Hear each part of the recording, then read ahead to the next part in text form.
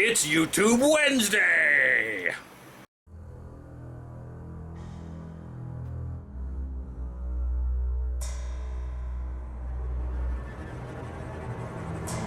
I want to show you guys the workspace that I have set up. I actually have two fans here. There's one fan right there and one fan right there.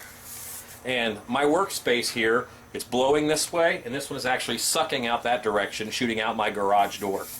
So as I work, I'm going to use a soldering iron on the foam.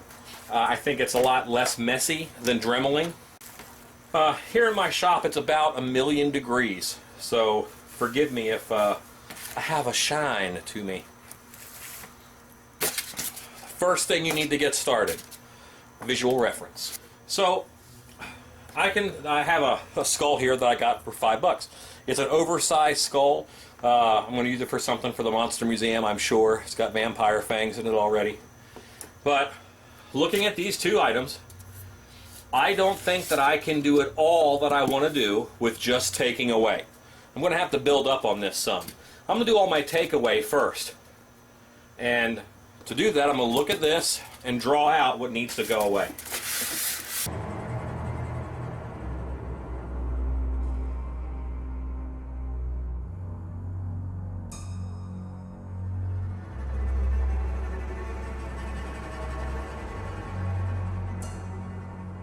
I have hastily sketched out what needs to go and what needs to stay. I just made some marks here on the side. My Sharpie was dying. Sometimes styrofoam does that. And I'm going to start removing, while looking at my skull here as reference, what I think has to go on this guy, just with the soldering iron. I am not going to test this with my hand. You'll lose my audio for a bit because I got to turn my fans on. But you'll see that that'll make that smoke that comes up go right away.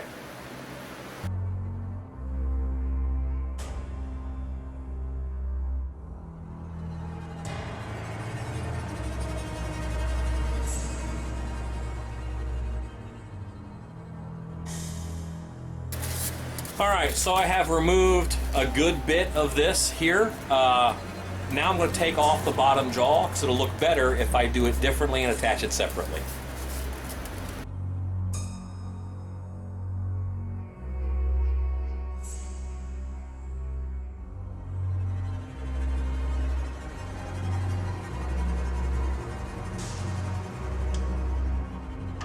I've cut really deep along here.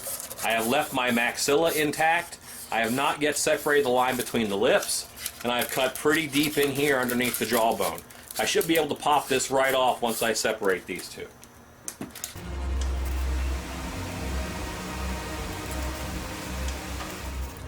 One mistake I see people make is they try to carve teeth out of here. I'm going to put new teeth right on top of this once I get everything else pretty much finished. It's coming along, okay? It looks kind of skull-like now. So I'm going to keep going on this guy and just define the back of the skull here.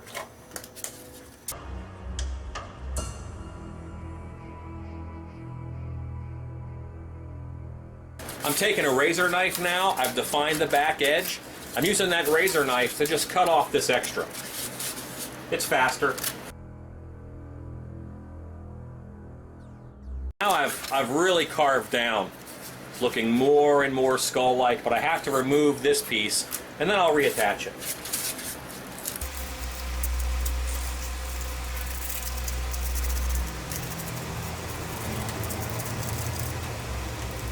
Okay, now that this is separate, that gives me a lot more freedom as to how I want to position this to make it look and feel more skull-like. I'm going to shape the inside of this now, though, that I have it free.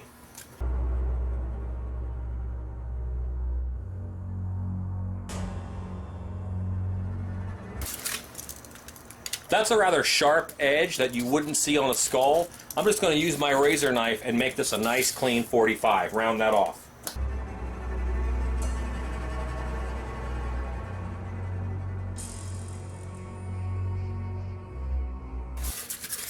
I am not a masochist. This is pretty close. In a haunt environment, this with that jaw on there and the teeth I'm going to add in a bit will read as a skull. So don't go crazy on this step. But I have a sanding sponge. And I did some arch work in here and over here that I just want to sand out a little bit. I'm also going to take the angles off of all my hard cuts. No more than 5 minutes on this step, guys.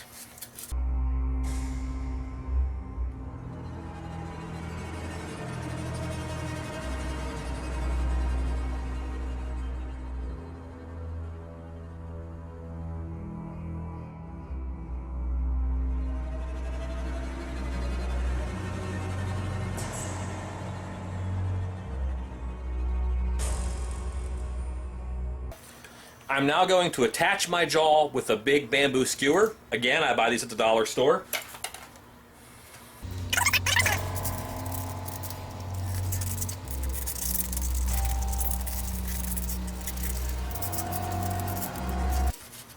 I've gone through the jaw to both sides, right through here, through here.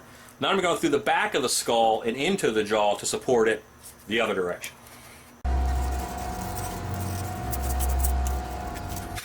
I just break those off and no one can really see it. Now I'm going to throw a quick corpse on this so that I can paint it easier. To corpse this up really quick, I'm going to use the Home Depot bag that my soldering iron came in and its cousin.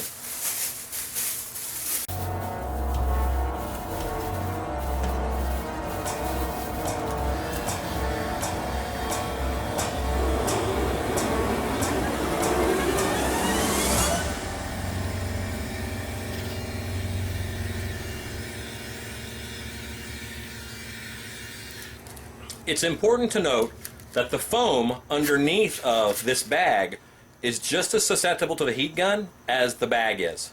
So go gingerly and move quick. Don't stay on any spot too long.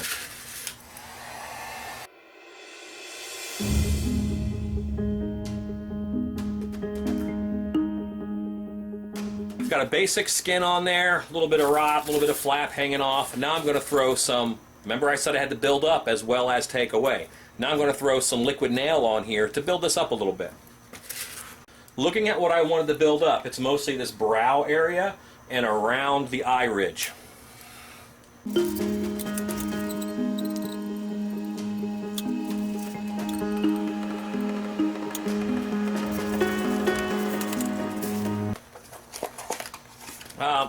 This is cornstarch. I bought it at the dollar store.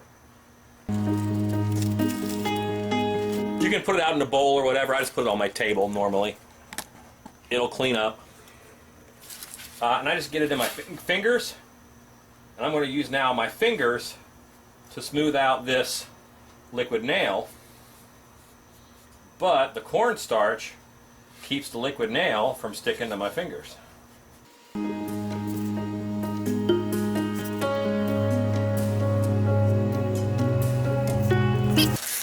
And you can see now that I have shaped the one on this side. It's got smoother edges, and this is just looks like a worm. So I'm going to throw some cornstarch on my fingertips and go ahead and get this shaped. Push it down to where I want, smooth it out where I want.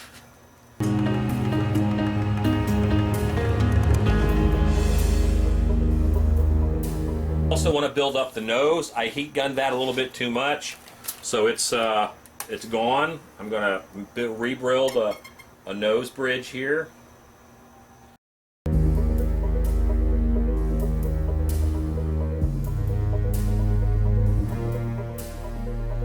I'm also going to put some on the top gum line and then on the bottom gum line so I can put in my teeth.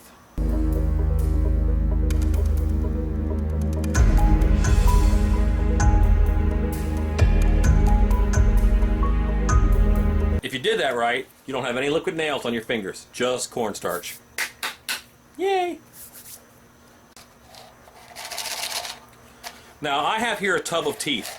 I have another video called teeth plates or tooth plates, and it shows how I make my hot glue teeth. They're made out of hot glue. So I'm just going to add some of these into here. Watch that video if you want to make your own. You can buy teeth. I didn't make them.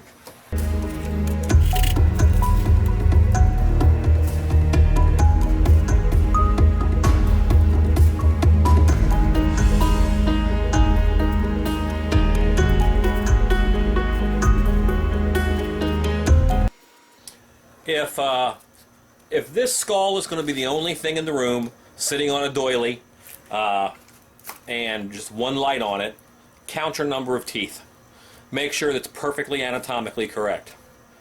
If it's not, then just put the right amount of teeth on there. You don't. I'm not counting. I don't have a full maxilla on here even, but you can tell I'm just pushing those into the liquid nail that I put on there.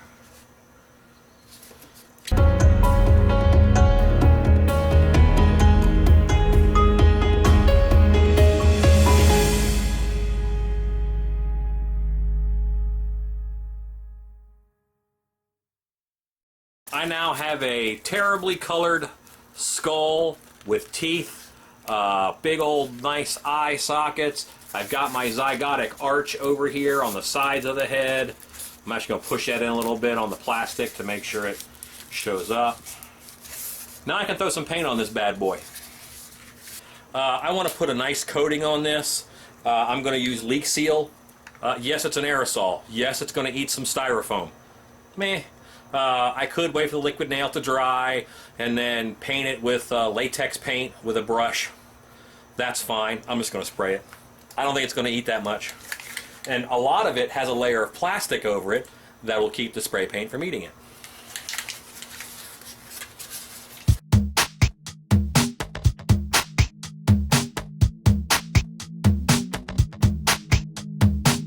Now all blacked out.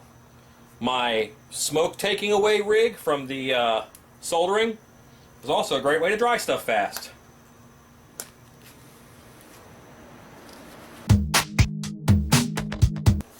I have here a mostly, not all the way dry skull.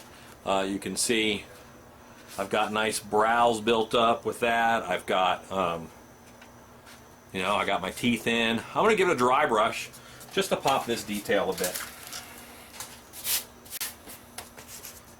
This isn't moving at all. If it were moving, I wouldn't use acrylic. I'm just going to use acrylic on it. It's just going to be static. I'm going to start with some brown.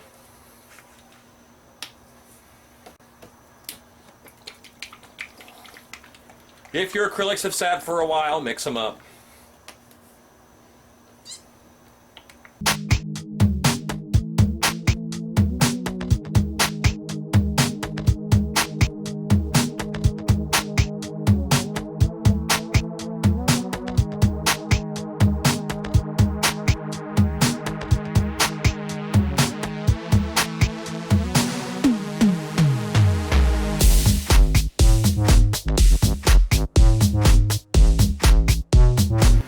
Now, I don't think that teeth should be stark white, so I'm going to mix a little bit of yellow now in with this color that I've got to lighten it up. Now I'm going to paint these teeth. I'm not going to dry brush them.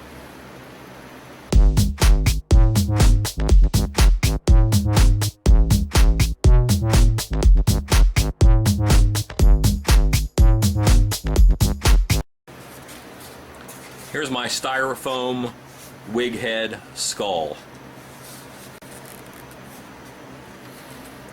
I am going to hit it with a little bit of glossifier, Plastidip glossifier, just to make it look wet, make it look nasty.